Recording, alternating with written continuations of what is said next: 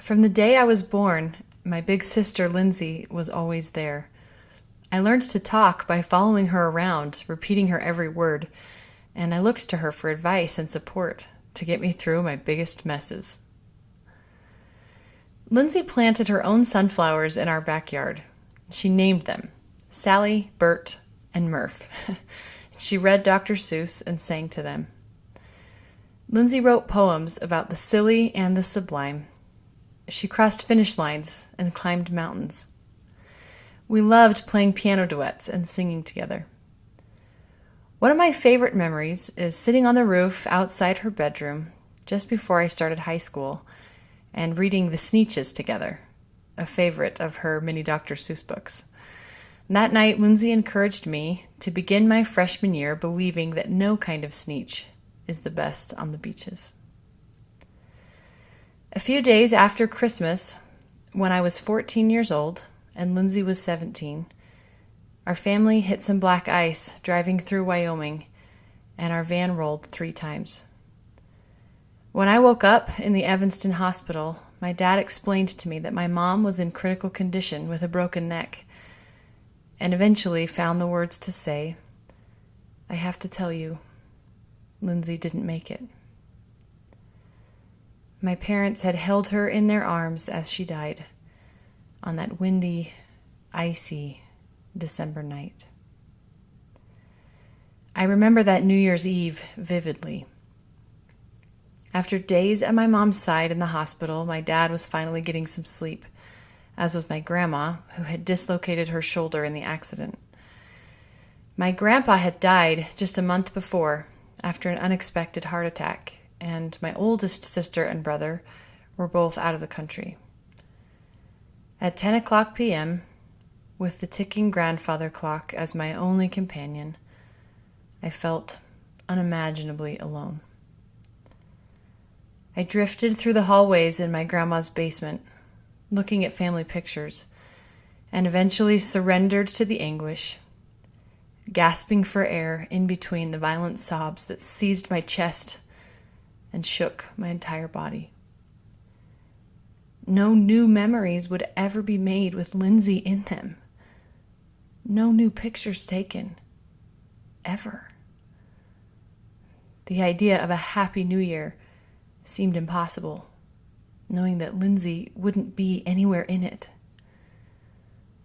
Eventually, when I could breathe, I decided to read and reflect and pray and write what I was feeling. I started to realize the truth of the saying that the only way to take sorrow out of death would be to take love out of life.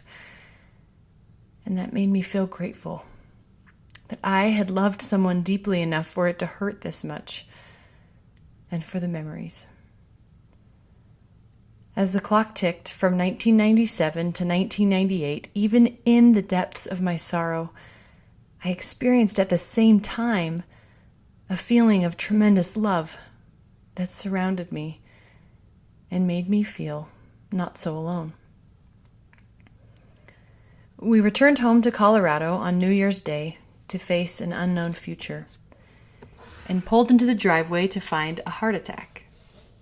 We wept as we read the paper hearts covering our house and lawn, each with a handwritten message of sympathy and friendship. Lindsay's friends had brought the hearts to a New Year's Eve dance and invited anyone there to write a note to us. I didn't realize until years later that between 10 p.m. and midnight on that New Year's Eve, when I was crying alone, would have been exactly the same time frame that they were all writing those notes, gathered together, praying for us, thinking of us, which adds another dimension to the feeling of love that encircled me that night. I have found that sorrow and love are often close companions. Of course, even with such immense support, I would still have a long, arduous road ahead. I cried a lot, and I cried hard. For months, I would wake up in the morning, go into Lindsay's room and turn on the light, holding my breath that maybe she would be there and this whole thing had just been an awful nightmare. I spent a lot of time sitting on the bench near Lindsay's grave, sobbing as hard and as loud as my soul wanted to, without restraint. I also shed tears as I prayed, or read Lindsay's poetry, or listened to music out on the roof. I sat at the piano and cried my way through songs that Lindsay and I had loved to sing. I began writing and singing music of my own, which helped me find joy during this time of deep sorrow. In the evenings, my parents and I often shared things we had remembered about Lindsay that day, a kindness we had received, or feelings we were struggling with. We cried tears of fear, sadness, anger, and joy with each other. At the time, it really just felt like a ton of crying. Looking back on it, I can see how all of those tears brought tremendous healing. I felt like I was constantly having an emotional breakdown, but I can see clearly now that expressing so much sorrow at a time of such great loss was actually a sign that my emotions were working, that I was fully engaged in being a human who had loved and also lost. Day to day, my experience was that Lindsay's close friends and people who barely knew her were uncertain at first, but eager to talk about her. It felt like they waited for my permission to bring her up in a conversation, but once I did, they were relieved to laugh and cry together and share their memories or ask me to tell them more of mine.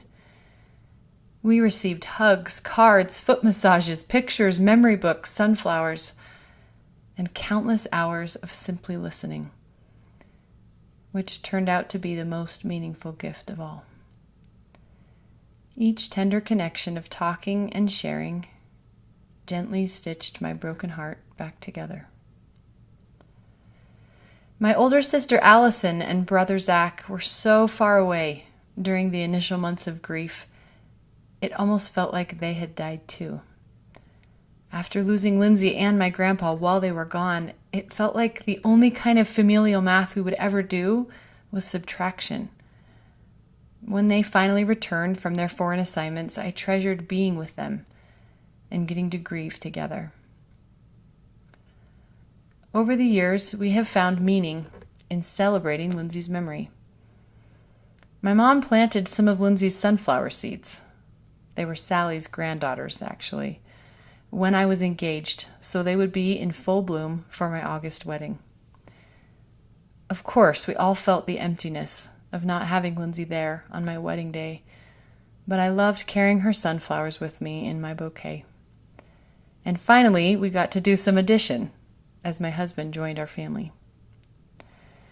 Thankful for continued addition and not subtraction, we now have 4 children, and I love to tell them about their Aunt Lindsay and do things with them that she loved to do. I get misty when I see my daughter, Treva Lindsay, take joy in watering flowers, singing, and going on hikes. I like to celebrate Lindsay's birthday by wearing yellow, reading Dr. Seuss books with my kids, showing them pictures, and telling them stories. One year, on her birthday, which is in November, I planted some yellow daffodils, and my son Ethan and I rejoiced in the promise of spring when they bloomed the next March.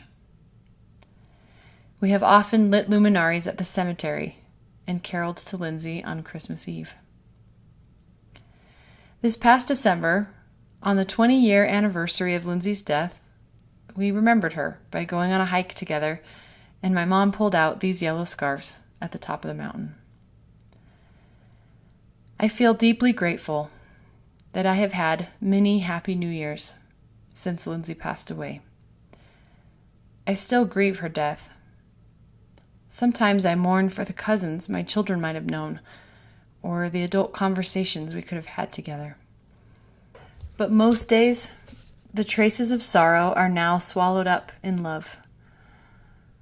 Love for the friends who listened, celebrated, and still remember. Love for all the people wearing yellow in this picture, and love for Lindsay, who is very much alive in our conversations and in our hearts. I'd like to close by sharing a song with you. Last fall, my dad's brother Larry spent weeks in intensive care after being burned in a tragic fire. His chances of recovery began to fade, and the decision was made to remove life support.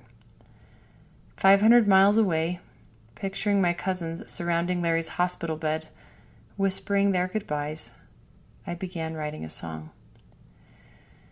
At about 2 a.m. that same night, my mom texted news that my grandma's recovery after a recent surgery had suddenly declined, and that she had only hours left to live.